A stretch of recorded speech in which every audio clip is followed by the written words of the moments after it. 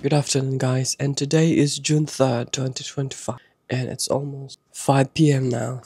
It's election day in South Korea, so it's declared as a national holiday, which means wala po akong work because I feel really bored, and today is holiday. I have nothing to do, so I decided why not visit something else. Botohan po ngayon, kaya walang masyadong tao. Tawid tayo dito. Ito na ba yung bus natin? Wait lang. So, ang bus po na sasakyan natin is 303-1. Dadating po siya in 28 minutes. Sorry, I just decided to change our plans kasi wala na po yung bus. Naiwan tayo ng bus and ang next bus po ay late na. Mga 20 to 30 more minutes. And sobrang late na nun.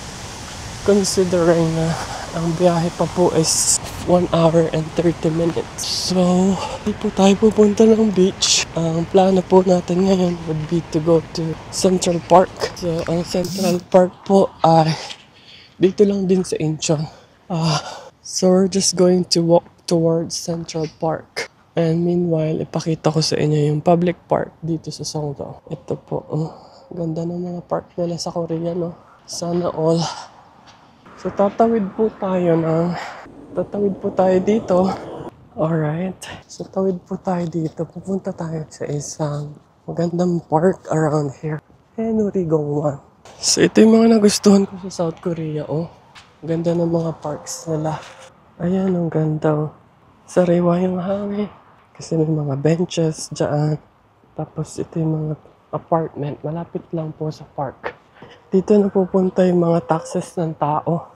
Kaya kung mayroon tayong working government at papaboran yung mga karapatan ng mga mamamayan, magiging ganito din po sana ang Pilipinas. Ang ganda, oh. Ako lang po mag-isa dito. Sa park. So mag-exit tayo dito sa kabila. Medyo mainit po ngayon. Ito po ang IT center sa Technopark Incheon. Ang ganda, diba? So pumasok po ako ng panibagong park. Papunta po tayo ng Central Park. Ito po yung mga mini parks around here na pwede kayo maglakad for free. Tapos pwede kayo mag-relax, maupo, magbasa ng books, uminom ng kape. Wala pong bayad yan. Kagandahan po nito, interconnected po sila. So may mga different parks po for iba't ibang apartment. So makikita nyo yan sa kabilang kalsada, puro apartment po yan.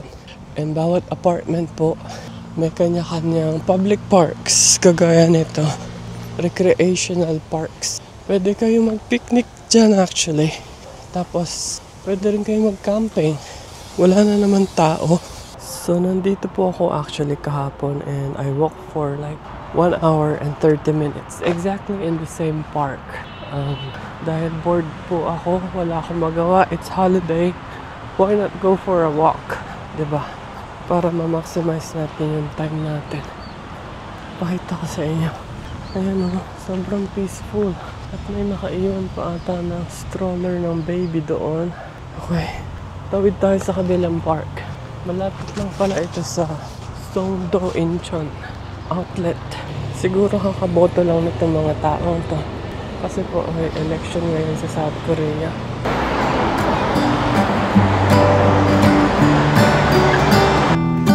Pupunta tayo sa Rose Garden. Ayan ang mga pula.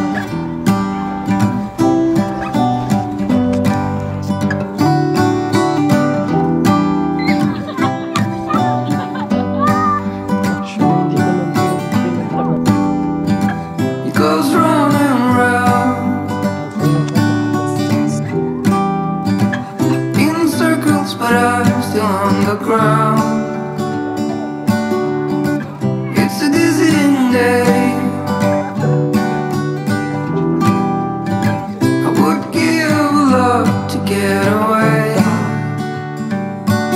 It's getting real dark in here.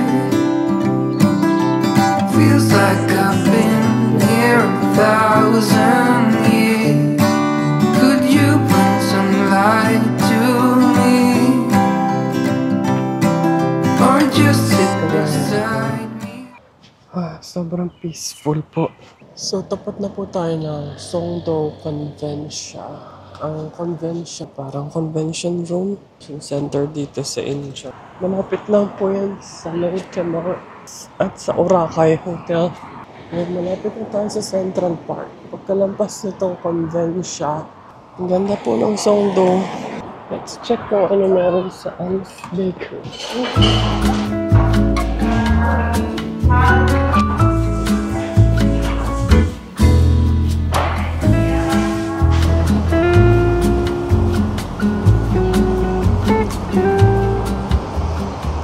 Dito na tayo sa Central Park. And pwede kayo mag-rent ng bike dito kung gusto nyo. So ito yung rental station. Kailangan din po ng life jacket kapag sumakay kayo ng mga boats. Let's go to my favorite cafe.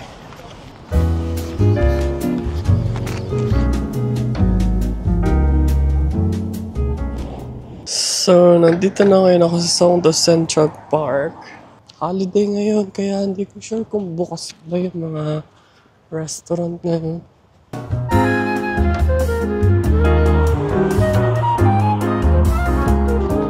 Sabi dito ay malapit na ako.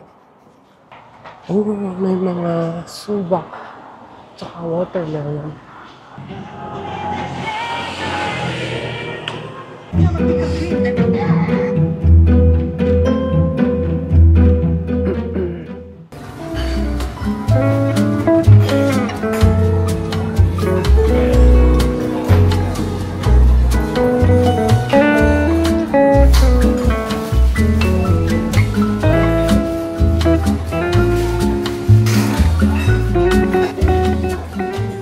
So, tapos na po tayo mag-dinner and sobrang sarap po ng tonkatsu.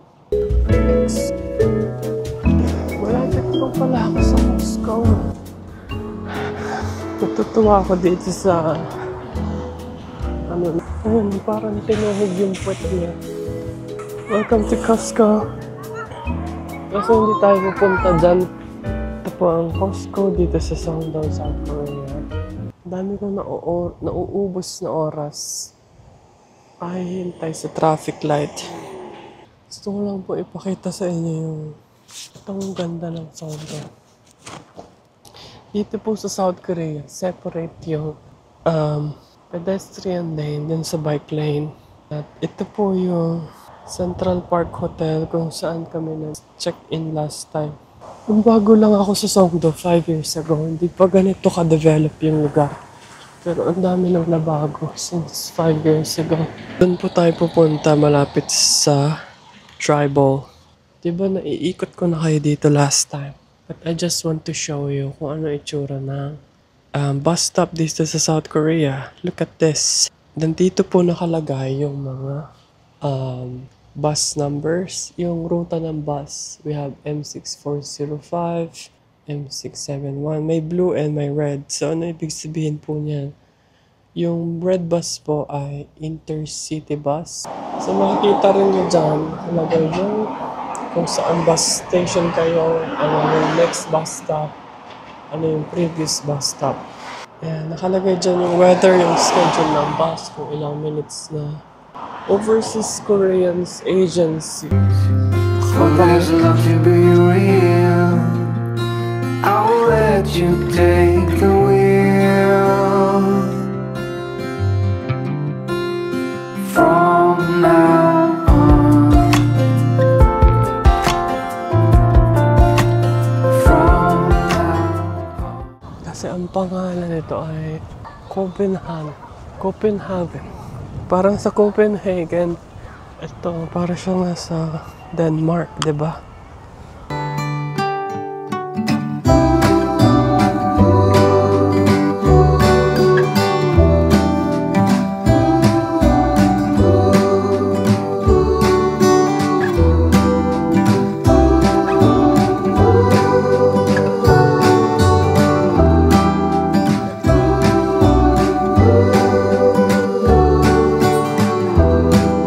It's getting real dark in here.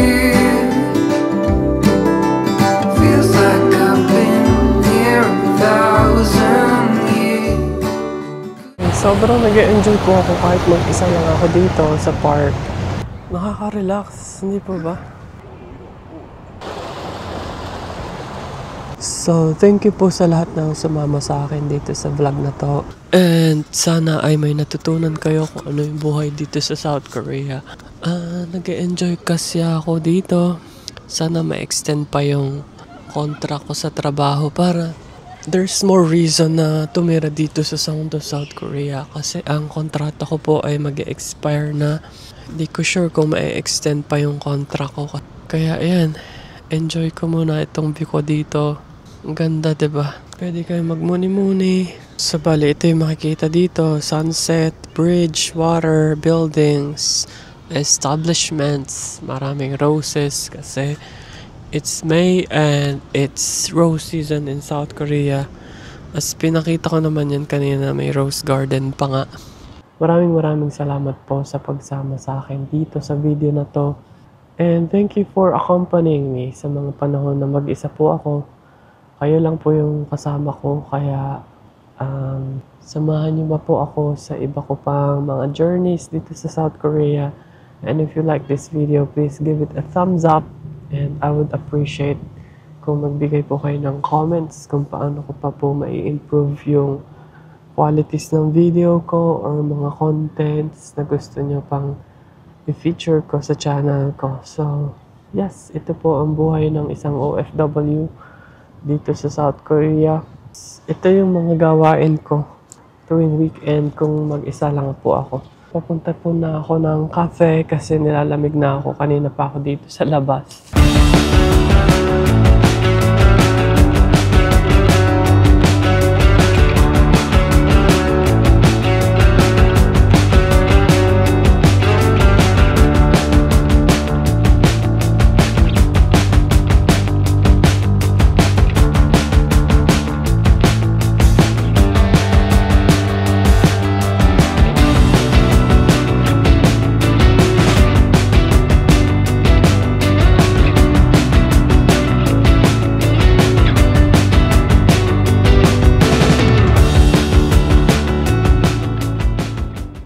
Dito po tayo sa Central Park in Songdo, Incheon. So makikita nyo, ito po yung view at night. Sobrang ganda niya, no? Parang artificial lang yung mga buildings. But it's actually true. Look at the reflection of the lights. And that is the POSCO Tower. So uwi na po tayo finally. After ko magkape dito sa Halles. Ito nga pala yung Halles Cafe. Kung mapapadaan kayo sa Songdo, please make sure dito kayo magkape. Halles, kasi mura lang po yung coffee dyan. Tapos ang ganda pa ng view nyo. Ang traditional Hanok Village. Ayan, dyan po ako kanina. Tapos ito yung POSCO Tower. And mag-exit kayo dito. Mga restaurants po yan. Korean and Japanese restaurant. Ganda, no? Ito parang Chinese restaurant naman. Ganda. Parang Christmas everyday. And let's just appreciate the beauty of the landscape here. Ayan. Japanese restaurant yata ito eh. Anyway, may pasok pa ako bukas. Kaya I'm just gonna end the vlog here. Maraming salamat po. This restaurant pala yung second floor niya. Japanese restaurant yung first floor. Tapos Halles Coffee. Ito yung Japanese restaurant. Na-try ko na rin po yan before. Masarap po yung shabu-shabu dito. So, kung mapupunta po kayo dito sa part na to, please make sure bisitahin niyo yung Halles Coffee. Highly recommended. Pabalik na po tayo ng Songdo Central Park Station. It's a 5-star hotel. I really love living in my current city in South Korea. I think it's the best. I must say, the best place to live in South Korea. None other than Songdo. Ito, may mga naka-check-in dyan ngayon. Na-try ko na rin pong mag-check-in dito kasi noong 2017, isa po ako sa mga mapapalad na nanalo or influencer na nagpo-promote ng Korea tourism sa Philippines. through our social media accounts. So this is called Ancient Tribal kasi mukha siyang tatlong bowl na pinagpagkit-pagkit. So ito yung Ancient Tribal. And nandito sa tatabi niya ang Central Park Station. So this is going to be my last shot in here before tayo sumakay ng subway. Yeah. Mukha siyang spaceship. So I really love living in here because of these parks. Dito na po tayo sa Songdo Central Park Station. Pupunta kayo ng Central Park. Baba po kayo ng Central Park Station sa Incheon Line number 1 and exit number 1. Sana po ay nag-enjoy kayo dito sa ating date. And let me know in the comment section kung saan nyo pa ako gustong pumunta next time. Bye-bye!